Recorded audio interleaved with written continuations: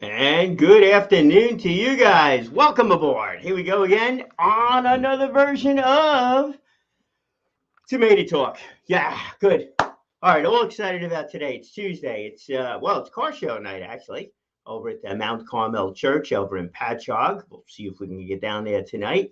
We'll get caught up on some of those photos I actually took last week. One of the things I wanted to do was to see if I could take a better photo. Kurt, right on time there. Good to see you, man. To see if I could take a better photo with my camera than I did with the phone. I still got to do comparison on the two of those things. So we'll take a look at that. Hey, I don't know. Hey, we all have different motivations for doing different things, and that could be it. So welcome. All right, so today's Tuesday. Tomorrow, big day actually, for the CWIT Center. Yeah, that is the Center for Excellence over at Stony Brook University. Kurt, always a pleasure, my friend. Yeah, ripe tomatoes, ready to go, right? That makes it ripe, does it not? So the CWIT Center, I just want to show you the video on this one here. Let's throw that up on the screen. They kind of look kind of cool as to what it is that they are doing. But that is a technology center. It goes back to 2003. I think it was built. I remember that actually. It was really cool. Very nice looking building. So it's on the Stony Brook University campus. It is on the western side. So that is, if you're coming up Stony Brook Road, then it is, you would go, well, depending on which way you're coming. If you're coming from 347, you'd head up north on Stony Brook Road, and it's on the left-hand side. So you're not going into the main campus. Good afternoon, Karen. Doug, always pleasure too. So you're not going into the main campus. You're going into the western campus. I think that's what they call it. So what's down there, you might ask? Glad you did ask. So the Stony Brook Small Business Development Center is down that way. Great resource. Ronnie Rosen is my primary contact over there. That is, talk about coaching and events and stuff like that. Great resource. They have quite a few different events that take place there. Also, I was going to say hire them as a coach. You're not really hiring them. It's a free resource. You're paying for it. That is through the Small Business Administration, and they're willing to help you out. So it's great. I had a really, really nice conversation with Ronnie about some of these things over here. Kurt, as I mentioned to you, I'm speaking to a few other people about this program, where we're going to go with it. So that was part of that conversation. So that continues on. But the also down that way is the CWIT Center. So let's see if we could pull up a short video on that one. Let's do screen share. Let's go share screen, go, tab, not that one, not that one. That is what we want. Okay, so let us remove that. Let's share that one. So that is the CWIT Center. And if we could find the video that it played on that one. These are different events that they had that took place over there. And let us get back to about. There we go. The about section.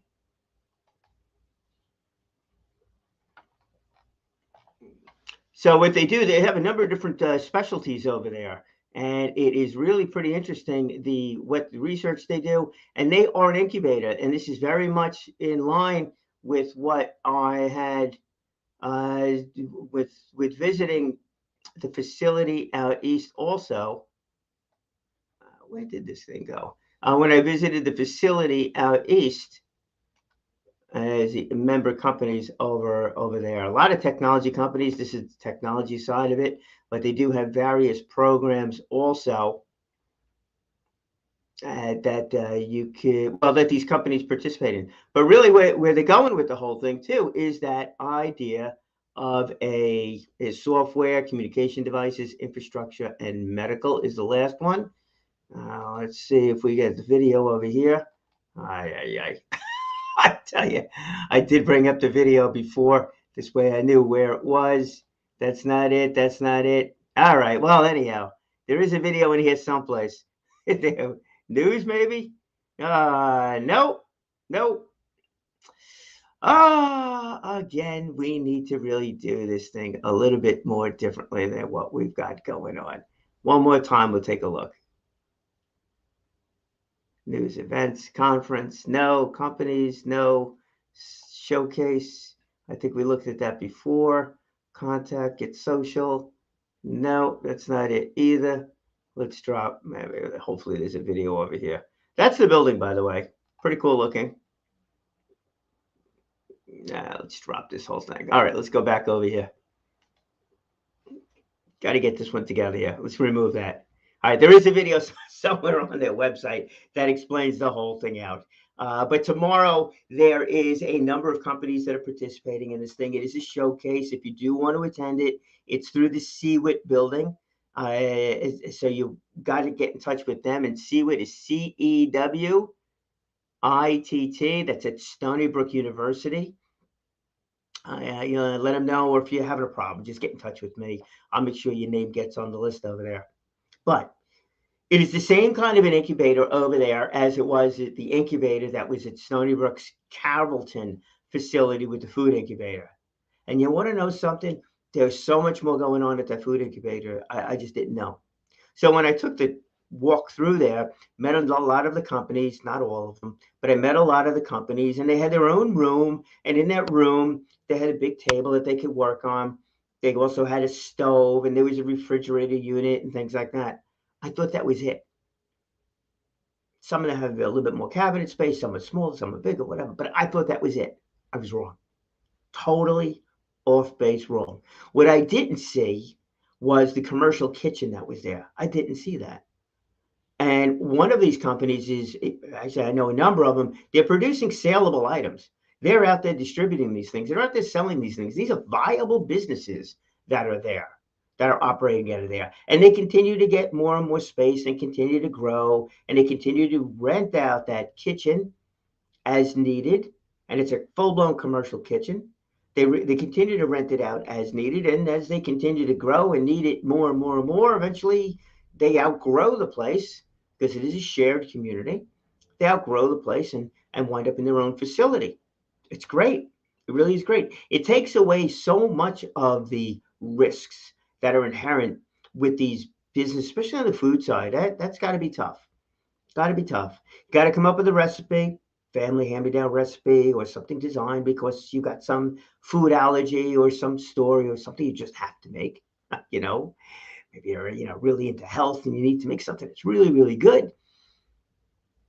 And you want to do this over there, but you don't have a commercial kitchen. And for you to buy a place we have a commercial kitchen, that's tough. That's big money.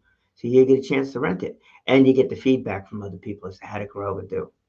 Now, they're all in the food business, the technology companies. I wonder if there's that same camaraderie over there.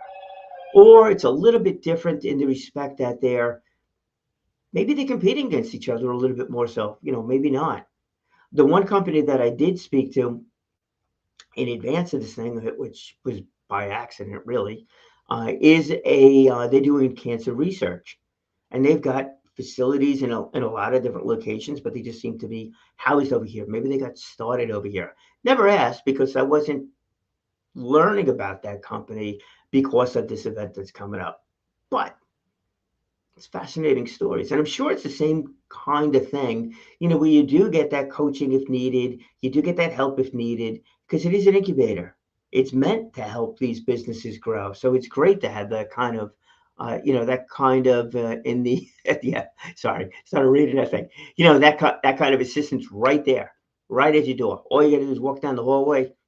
It's like that water cooler conversation, right? It's like, what are the bad news? What's the challenges of doing everything on Zoom? You lose the water cooler conversation. Well, they still have the water cooler conversation. So you're able to get that kind of resource. Resources are available to you. So that's tomorrow, Wednesday, June 8th. If you do want to attend that thing, it's free to attend. All the rest of it, you have to register. That building is on the secure side of things. You have to register. You cannot just show up. So get in touch with me if you're having any kind of a problem with that. That has to happen today. Don't call me tomorrow morning. I'm not going to be around, tomorrow morning to go and do that thing. Also, not interested in getting a phone call at 7 o'clock in the morning. Hey, Brian, can you do me a favor? You know, not that. 7 o'clock at night's when the one thing, 7 in the morning. Nah, got a few other things going on. Yeah, early riser as that as that comes to be. So I mentioned in here too in the beginning, technology in college. That's it. Well, that's technology in college, and that's actually technology a little bit of the aftermath of colleges because those are real businesses. Real businesses. I spoke to somebody else too that happens to be affiliated with that center. Not exactly sure how, because it was just mentioned in the conversation I had with him, and it was not again about this event. I only found out about this event very recently. And with speaking to him, he's got a very interesting company. I do look forward to actually learning a lot more about his company. It's called Evolve. And if they were a part of it, and he was interested in attending this thing too, be curious to see how. And again, find out what that level of involvement is with the school. And this is where the opportunity comes in, my friends. I mean, I'm talking about it from the interest standpoint, possible guests and things like that. But I mean, think about it from your perspective. All right. So, hey, Kurt, we'll think about it from your perspective. The guy that makes the hydrogen out of water, I wonder if he could fuel a car with that one. Could you imagine fueling a car, high speed car, with just water? That's competitive. That'd be kind of interesting. Who else we got here? We got Mike. Mike, you know what? I don't know if there's a picture in there or not, but they very well could be. I know he's got some graphics that he put up, and maybe you could simplify some of those graphics that he put up. He was speaking. When you speak to somebody that's developed something that's technical, you know it. And the reason why you know it is because they still speak technical. So the presentation that he gave, and this was out at the Suffolk Theater, the Suffolk County Alliance of Chambers, the presentation that he gave was technical. I only kind of wish he knew his audience because we were not a technical audience.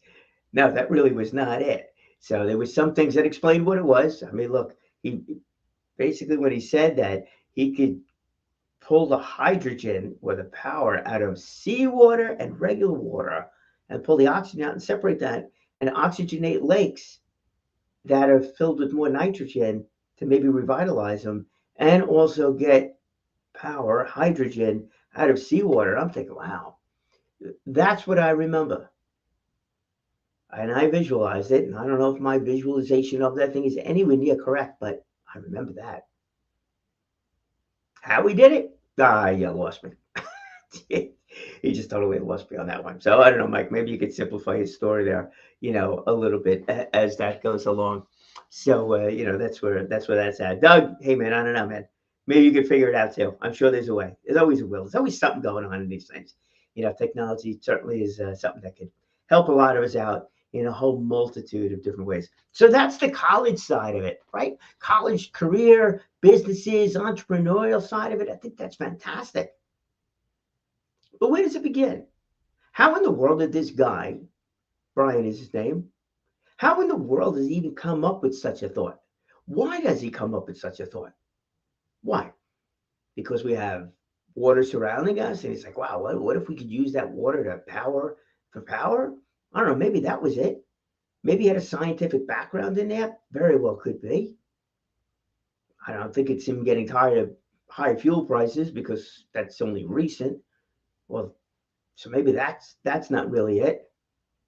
And there's another gentleman I got to meet that developed a product, and his family was all technology and entrepreneurial. So he grew up in that. Maybe this guy Brian did too. But I would say the vast majority of our population does not grow up in that kind of environment.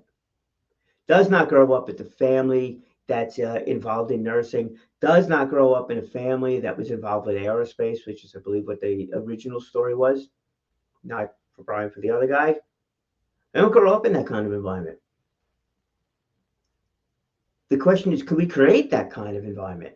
Now, of course, we can't make a parent that's in the aerospace business and make that work. That's not really it. But can we expose our students, our high school students, to the technology world and have a fun time doing it? I tend to think so.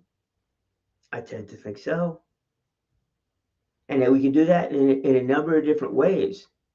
Now, the automotive was the side of things that I was looking to highlight with this idea of perhaps some sort of a motorsports facility, drag racing facility on Long Island, something a little bit different maybe than what they have over at Riverhead Raceway, where you can bring your own car out, and do your own run what you brung and that kind of thing. I don't know. I did that at Freeport Speedway with my car, a regular street car, and whatever. It was not healthy for the car. It only went around the track one time, one time. So that didn't do maybe 2 or 3 times. Whatever. I drove less than a mile, probably a lot less than a mile on the whole thing. And it's like wear and tear on the whole thing.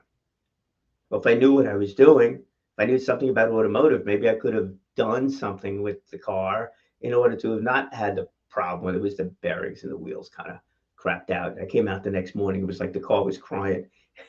all, all this fluid on the driveway. It's like, oh, that's not good. I had no idea how to fix it, but I know that's not good. Smart enough to know that. But what if? I mean, and here's the big what if on this one. And Kurt, maybe this is some of interest to you in this respect. But what if we were able to bring technology to the high school students in a way that was fun? Well, there was one gentleman, John Lacasio, who happens to be one of the fans of the Long Island Needs a Drag Strip. If you go to his page, his friend's page, it's there. He actually does race his own car, brings it out to New Jersey, and also hoping he doesn't have to do that. He's also a shop instructor, technology shop instructor over the Oceanside High School.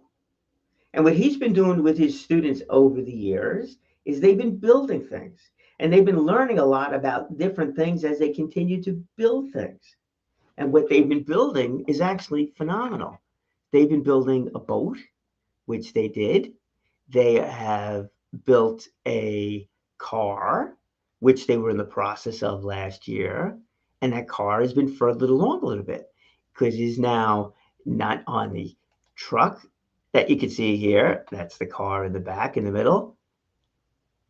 It's actually drivable. It's actually running. And they actually have put a clear coat paint on it. You'll see that. I'll show the video on that one. Hopefully we'll be able to do that. Yep, that one we know where that is. So I'm sorry, not he, the team over there at the school they made the decision last year to visit with us at the Hauppauge Industrial Association trade show. This is when it was over at the hotel. So we were able to bring that car, the boat, which I think you could see behind them, but it was a boat that the students built over the last couple of years. They completed it. And that boat is a quick boat made out of wood. It's painted, got an engine in there, of course, meant to go. So what do you think those students learned building that boat? Well, I could tell you they learned about woodworking.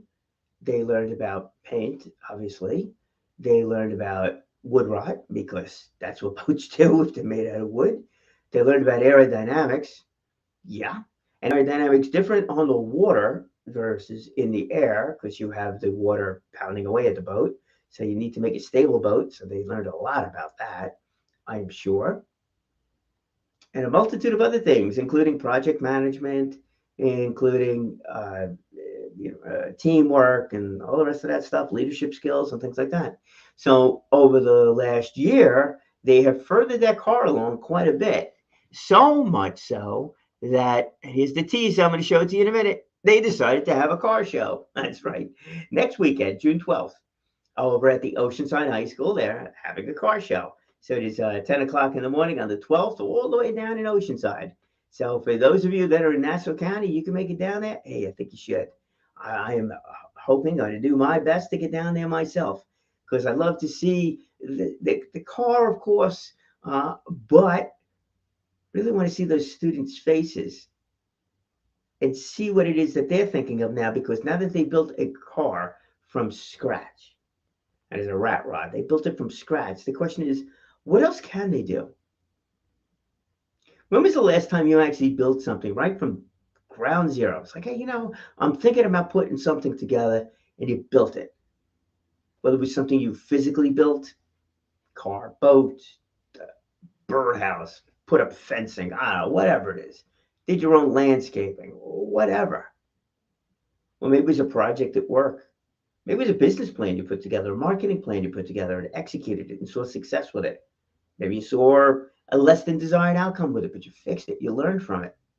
Maybe you realized what kind of partners you needed to bring in on it. Yeah. Maybe you decided to start a business that worked out because you brought in the resources that you needed. Maybe you started a business that didn't work out and that you learned from. Maybe. There's a whole bunch of different maybes, but here's what happened. These students, they were least exposed to it. What they learned from it, I don't know. But they were exposed to it. They were exposed to a number of different things, careers, skills, hand skills, things they could actually build, not build, people skills, the leadership, who's doing what, assigning things to people. That's a big deal, actually. Assigning different tasks to different people. How do you do that? Are you the nice guy doing it? Or are you the meanie? Hey, I need this done by next week. Well, what if it's not done? Well, we'll help you out. That's leadership skills, different than, hey, I need this done by next week. Well, what if it's not done? It has to be done. And I know you have the confidence to do it. You could do it. You've got it in you to do it. And if you need help along the way, you just ask. But ask. That's leadership skills too. How do you approach that? How did you approach that in high school? Did you do anything like that in high school? Wouldn't it be great if our students today did get exposed to all of that stuff today because they built a boat, because they built a car, which is no easy undertaking. I don't want to downplay that side of it, but in high school, we talk about a lot of other things, your careers, what are students doing, how engaged people are, there's great resignation, I don't want to go to work anymore. You know what? I don't want to go to work anymore either. But I don't mind going someplace that I enjoy and getting compensated for it. I don't mind doing what I like to do. And what if those students that were there were working on that car, and one of those students were looking at that engine and thinking, why are we using gasoline? Maybe that student's looking at it in the respect that, gas prices are going up. Or maybe that student's looking at it as like, gasoline, that's a fuel. That's a dirty fuel. It's not a renewable fuel. What happens if we do run out of oil? Why is it that we need to destroy the environment or safely pull oil out of the environment? I go into your political beliefs on that one, but whatever. Why is it that we need to pull this stuff out of the earth? What if we use something else that was renewable? What if that guy, Brian, was in high school today and he's thinking like that? And he's thinking, I live on Long Island. We're surrounded by water. We have a unlimited supply of seawater, at least. Fresh water, we're living on an aquifer. There's a whole big story along there with, that one too. So let's go with the seawater. I think that's more the interesting story here anyhow. And he said he could do it. But what about that seawater thing? We're surrounded by the ocean. We're surrounded by we got the Great South Bay. We got the Long Island Sound. Of course, we got the ocean. And they were sitting here worrying about water rising. Well, if we're worried about water rising, that means there's plenty of water, and some places way too much water. Yeah, we can handle that one at a later date about what to do about global warming and things like that, and why that became such a political hotbed. And look, we had an ice age here 10,000 years ago. There's no ice here anymore. We're warming up. Why we're warming up, we could debate that one all you want, go into that, but we are. So anyhow, so water is certainly something that's top of mind for us here, whether it's from that impact, the environmental impact, the drinking water impact, maybe it's from the enjoyment aspect of it. Remember, those kids built a boat too. Those students built a boat too. So maybe the Brian of today that's in that high school class is looking at that car thinking, what if we did find an alternative fuel to it? Maybe we did have a battery that could be recharged by sun. Maybe the car actually could be its own solar collector, the whole entire car. Maybe there's some paint or something like that that could be developed to absorb the sun and turn it into a fuel for the car where you don't have some of these arguments about, oh, what if I'm driving through, the middle of America, in those farmlands and there's no gas stations, there's no battery chargers. What if my car, runs out of battery power? Well, what if your car was the engine or was the power for that battery? Fascinating. Now, could a simple automotive program, a technology program inside of a high school foster that and create an answer to that? I don't know. But the thing is, I don't know. Somebody has to come up with this thing someplace. These people that develop products, they were kids at some point in time. Something made them think of this stuff at some point in time. Maybe it was just done by accident. You know the story of the Post-it notes. How did a Post-it note get invented? Because somebody blew it. Whoever was doing the Post-it note was not looking to design a Post-it note. What they were looking to do was to design a glue. It didn't work. It only kind of stuck. Well, that didn't work out, did it? Well, I should say in hindsight, it rather did work out. Not for the initial reason for it being invented or pursued. But the flip side of it, those Post-it notes are still around, and they're still around. In fact, I just got some tape over here to go figure. We're working on this thing over there. It's removable tape, so it's not meant to stick permanently. Even the stuff I got, I got the whiteboard. I got a corkboard up over the whole thing. That stuff is designed to come down, right? Those picture hooks, they stick just enough, but you could take them down. No more holes in the wall. Pretty fascinating from a guy that couldn't make the right glue, but all of a sudden made a glue that was good enough. For what? For what? And that's creative thinking. That's it.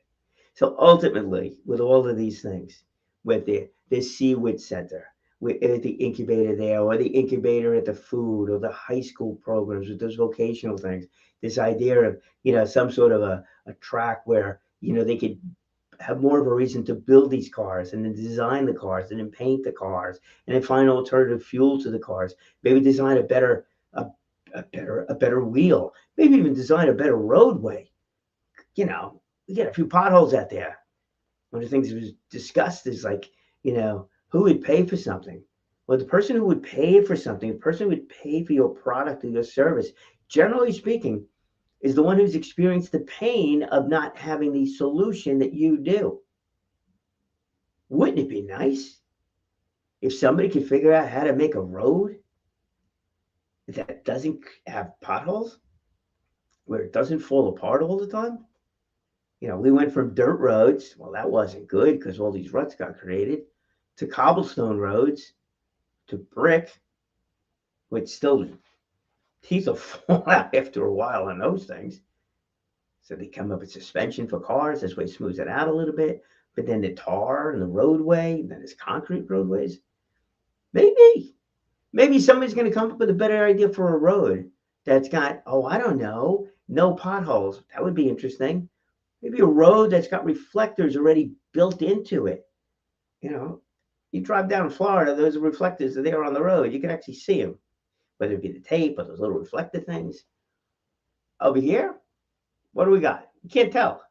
Street signs. Can't tell what roadway you're going on. You got to look all the way to the side. And I don't know about you, but if I'm looking to the side, that means I'm not looking at the road up ahead. That's not good. Should be there. There's a lot of things can be developed. We need to continue to foster the creativity amongst our students. That's what we need to do. How do we do that? And I think we could do that in a lot of different ways. We could show these students what it's like to develop something. We could show these students what it's like to fail. Ouch. Yes, that's right. What it's like to fail, but then succeed because you learned from that mistake and then moved on. We could show that to our students. We could show our students some of the cool things that get made out of companies that you didn't think really made that. I didn't know you made that. We could show these students all these different companies that are in these incubators that are coming up with a muffin, a chocolate chip muffin. It's a different kind of muffin. It's a different flavor. It's a different taste. It's got no gluten in it. It's got no dairy in it. It's got no whatever in it, but it's got a lot of taste. Somebody's got to make these things. Somebody does. And it's our next generation that's going to continue to do. So that's what we need to do. So let's go with the word of today. It's not about school. It's about creativity. Do what you can. Participate where you can. And help these students out to be creative. And let them know that there's a world of possibilities out there. They just got to figure out what it is that they're just able to do, that they really, truly have an interest in. And it's up to us to inspire them to think about that. That's where it's at. That's truly where it's at. I hope you'll be at that car show to show those students, to give support to those students about what it is that they did. Maybe over there at the Seawood Center to show support for those folks that are developing new companies, new products, new ways of doing something, to show that, you know what, I get it. I understand your struggles. If I can help, great. If I can't, I just want to give you a pat on the back. Keep going. You may just change the world. And that's an important thing to do, and to better the world along the way. That would be nice. All right, my friends. Speak well, speak often, live inspired. Let me know everything. And again, thanks for joining us over here today. So what do we got there? I got to lean forward here. Kurt, Doug, always a pleasure. Mike, pleasure. And also, I'm going to put it up on the screen here. Unasan, pleasure. Thank you very much for joining us today. And of course, my wife and the rest of the team. We're going to look at a few different things, changes as we continue along over here. So stick around, and thank you very much for your loyalty throughout this whole thing.